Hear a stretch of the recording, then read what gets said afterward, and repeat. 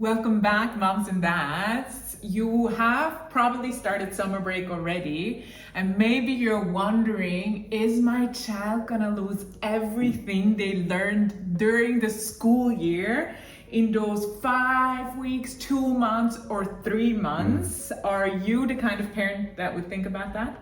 I mean, we had 6 weeks, so it wasn't that bad. Yeah. But when we went to Barcelona, I went pretty much 2 months. And this is sometimes something we wondered, and we thought maybe it's too long. And it's called the summer slide that I think we as parents just get excited about, in a sense, in a negative sense, that we get so worried about like potential loss of learning, that we're like, oh, how can we teach our children during the summer break a little bit something that they don't lose everything? Yeah. And sometimes it's extreme. You hear parents, there's like kind of like a boot camp. Yeah. Every week there's something you have to learn. Yeah. Or they have a tutor like that they like got specifically for this period. Yeah.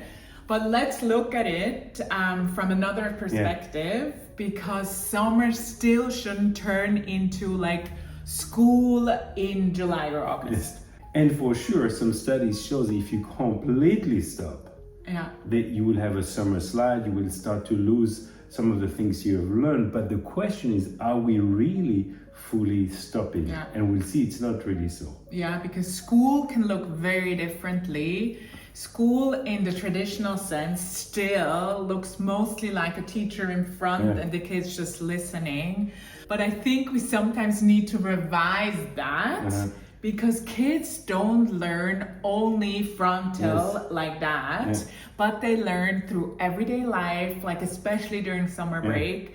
Maybe building Lego. There's so much skills that go into building Lego, like determination, patience, like staying with something for longer, self-control. But it could also be like building a fort outside, doing something in the garden, Cooking skills. Yes. How to start a fire, that's a good one. How to create a dam in the river, this is something we love to teach our children. And why not making, how do you say, a cabin, a small a tent. Yeah, a tent or something A little better house, in the forest. So we quickly see that school in summer looks differently. It shouldn't look the same like their school, or they're gonna be like, I don't wanna not enjoy the summer break. There's so much the kids are looking forward to, and if we transform it into school, they will quickly like despise us for doing so. So do not neglect those little things that we can do with them, but it takes intentionality. And really time to build those things, go to the river, find out different new skills that we could teach our kids, be with them during the time. So it's not just something where they're all alone, but during that time we can speak with them. We can like teach them little things. But it's a great time for communication and connections. Yeah. And those experiences, they build creativity. Problem solving, independence, communication skills. Confidence too. Yeah. So don't neglect what your children learn in just playing or creating something. But the number one key for against the summer slide would be reading. Reading is such a big skill, and especially so much more fun during summer because you can learn, or you can read so much longer than just like those couple of minutes between schools or breaks or before the evening. You have an entire morning to read a book. And I think you can read longer, that's very important. But when I hear reading, you're like, oh no.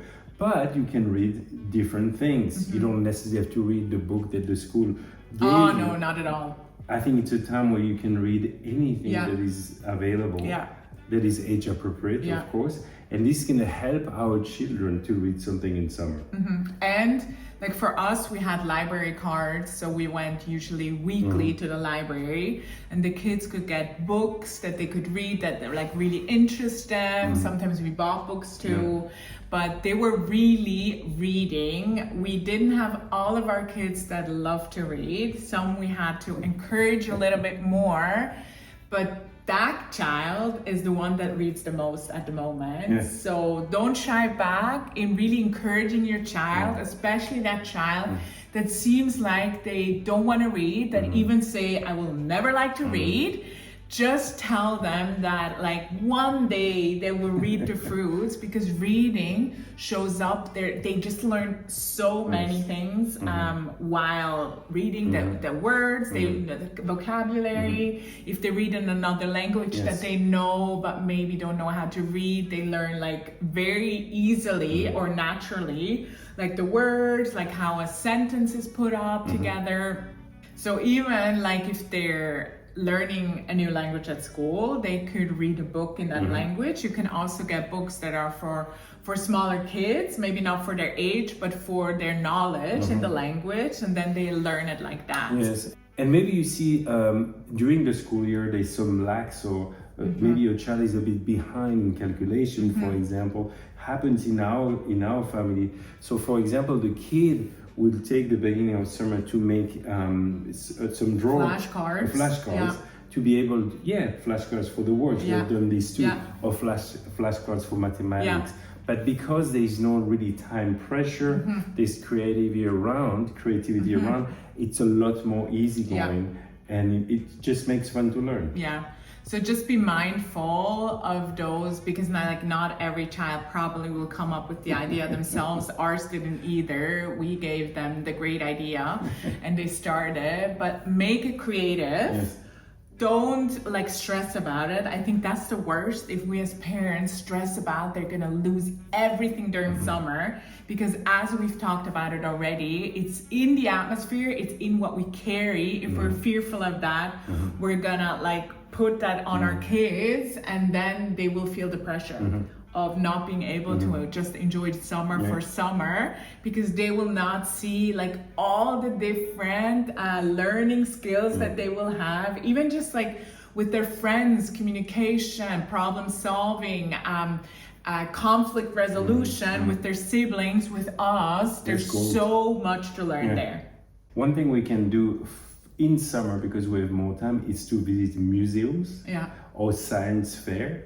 They love this stuff. Or you can do science at home. Creating some experiment. They love this. Growing plants. This is always very good. You start with a seed and then you see what happens.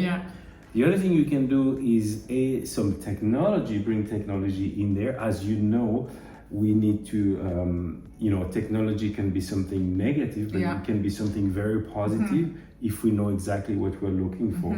Yeah, they can also learn like with a tablet or something. That could be something more joyful for them if they're needing to like catch up on something. But again, I think like to limit that anyway, screen times during summer, but also even the learning, it's a great tool, but let's not think, oh, they're just learning the whole afternoon, but also keep like limits on it, that it's maybe just for like 30 minutes, you're gonna learn that, and then tomorrow again. But it can be a good tool to add on to that. So we shouldn't just focus on academic skills, but there's a lot of social skills that we can teach our children during summer. Like serving somebody else, serving at church, or there's maybe an event they can help, or there's extra chores they can learn through that, or they can help the neighbor do something, the grandparents do something. Cutting the grass, painting a room, cleaning the cellar, many things that actually take time and with a plan, as you're on. And it is not just academic, but it's really the social skill, like that they can see that through their help, they can support somebody else, even like a summer job, or like maybe they're like saving for something, even a mission trip, and they can sell lemonade, or they can sell cakes or cookies, and all of that is so important as well, socially and academically in a different way. But I think what we just want to emphasize too is that it's not just academic. We don't just want to grow our kids academically, but socially and also biblically in like teaching them. Maybe they'll start a new devotion. Like reading could be a devotion. reading through a couple of books of the Bible for summer as a youth group. Do a reading challenge as the youth group. Do a reading challenge as a family. This works really well too. Or between the siblings. Yeah, or the cousins. And another great opportunity to really go deep in the Word of God and in community is for them to go to a Christian camp. I love all this because at the end of the day, when you look for a job later in life, you have someone with a similar papers, similar grades or whatever, but the soft skill, it is very often something that opens the door. Yeah. And I believe in summer like this, not only there, but in summer like this, you can learn many soft skills that can be very useful for the future. Yeah. For your life. It's like we're so limited sometimes on school and what needs to be done that we forget the bigger picture. That we're all going to go into this world, our kids too, and they will need to learn other skills like how to be in their own apartment, how to cook, how to budget, how to be married. All of that is like they can learn in our own home during summer and not just the math. So checklist, read daily, encourage creativity. Encourage going outside and activity. And in nature, encourage curiosity too, and be together as a family, socially, or also with other families, because they learn a lot through that too. And do an adventure. These are really summer opportunities. Don't focus on the loss of academics, but think as it as an opportunity of learning life skills that you do not have any other way, because during the year we do not have those 5 weeks, 2 months, or 3 months, depending where you live. I feel sometimes in Zurich we had the less vacation of the whole world with only 5 weeks, but it's still growth that a classroom cannot provide.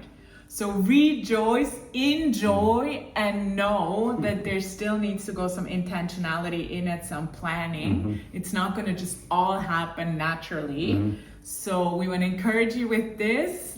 Your kid doesn't have to be in school during summer to learn anything. They need to be in your home, and you will teach them in a fun, active, and joyful way. So we're looking forward to next week. Until then, bye.